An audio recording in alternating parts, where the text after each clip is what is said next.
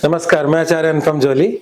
धनु राशि वाले लोगों के लिए आगामी सप्ताह अर्थात 22 जून से 28 जून के बीच में आपके जीवन पे पड़ने वाले ग्रहों का प्रभाव और उसका समाधान लेकर आया। शुरुआत करते हैं चंद्रमा से। तो इस बार चंद्रमा इस हफ्ते में कन्या राशि से लेकर वृश्चिक राशि तक उसका सफर रहेगा। क्योंकि कन्या राशि का मतलब है आपकी राशि से 10वीं राशि।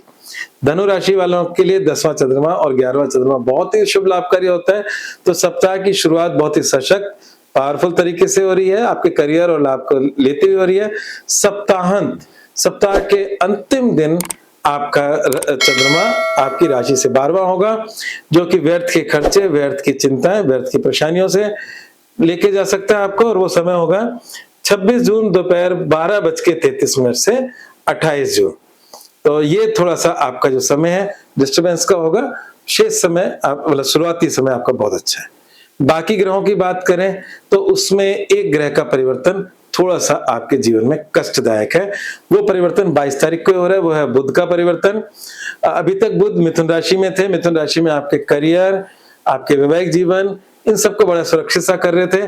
पर बुध का ये परिवर्तन 22 जून को दोपहर 3:53 पे आपके मिथुन राशि से कर्क राशि में हो गया। और ये जो कर्क राशि है आपके धनु राशि से अष्टम राशि है।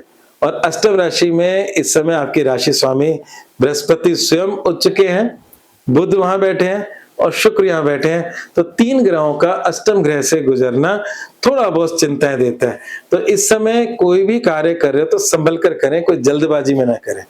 हालांकि अच्छी बात यह है कि इनमें से कोई भी पापी ग्रह नहीं है, तीनों सौम्य ग्रह हैं। और पापी ग्रह होते हैं अष्टम में तो ज्यादा कोई बड़ी तनाव की स्थिति देते हैं, एक्सीडेंट जैसी स्थितियां दे सकते हैं। तो सौम्य ग्रह है तो कष्ट थोड़ा कम होगा। और बुध भी जब 2 सौम्य ग्रहों के साथ बैठता है तो सौम्य अपने रिजल्ट देता है। बुध एक ऐसा ग्रह है, पापियों के साथ बैठेगा पापी और सौम्य के साथ बैठेगा सौम्य।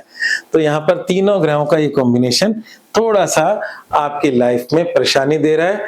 तो थोड़ा सा ये कह सकता हूं कि समय स्ट्रगल वाला है। इस समय जल्दबाजी का निर्णय बस ना लें। जैसे होता है ना कि कभी कभार हम आजकल इंटरनेट पे फटाफट ऑर्डर कर दिया, ये कर दिया और फिर बाद में पता चला कि स्कैम हो गया। तो ये कॉम्बिनेशन आजकल ऑनलाइन स्कैम से बचना है तो संभल के रहिए, वो स्कैम हो सकता है।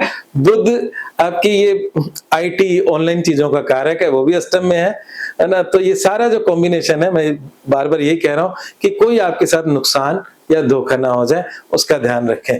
अगर हम बाकी ग्रहों की बात करें तो सूर्य देव का सप्तम में बैठना कोई ऐसी बात नहीं है, पर सप्तम का स्वामी क्योंकि अष्टम में चला गया तो थोड़ा बहुत वैवाहिक जीवन में थोड़ी बहुत खटपट रह सकती है।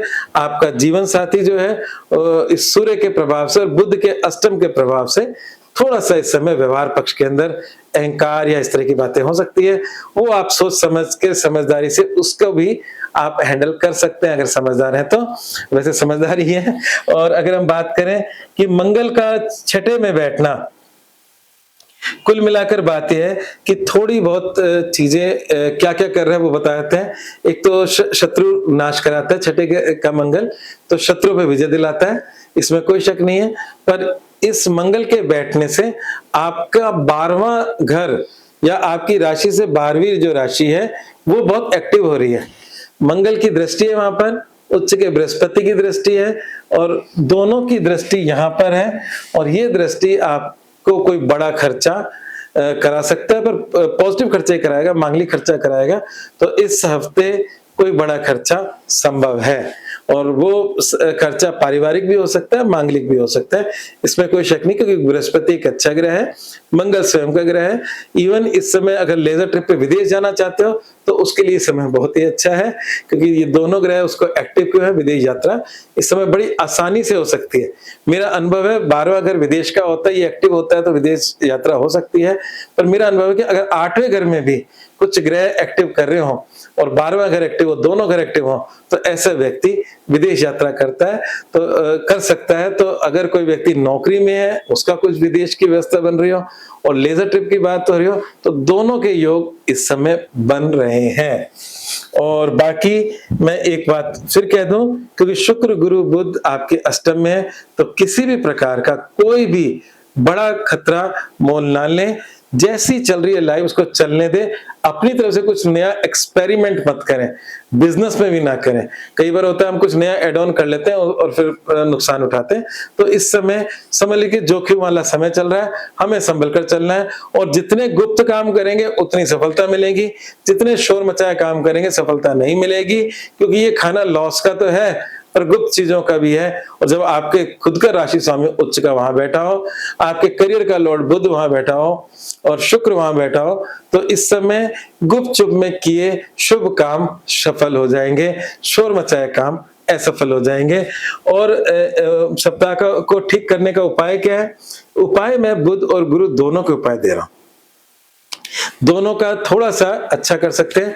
बृहस्पति आपकी खुद की राशि का स्वामी है, उच्च का, ये आपके लिए शुभता लिए हुए है, पर अष्टम में उच्च का है। तो उसको बैलेंस करने के लिए आप चने की दाल गाय को डालना शुरू करें गुरुवार गुरुवार, और प्रत्येक गुरुवार को। और ये बृहस्पति भी रहेंगे मतलब अक्टूबर एंड तक यहीं पर ही रहने वाले हैं। तो गुरुवार गुरुवार आपको चने की दाल गाय को डालनी है, और ये लगातार करना है, ये किसी एक हफ्ते नहीं करना, ये आपका रेगुलर रहेगा। और बुधवार को हरा चारा आप गाय को डालना शुरू करें। तो गाय के लिए बुध और गुरु दोनों दिन नियुक्त कर लें, बुधवार को हरा चारा और गुरुवार को चने की दाल। इन उपायों से ये जो सौम्य ग्रह हैं अष्टम में है, कुछ हद तक आपके लिए कंफर्ट हो जाएंगे, कुछ हद तक ये कह सकते हैं कि नुकसान की मात्रा कम हो जाएगी। आज बस इतना ही, धन्यवाद।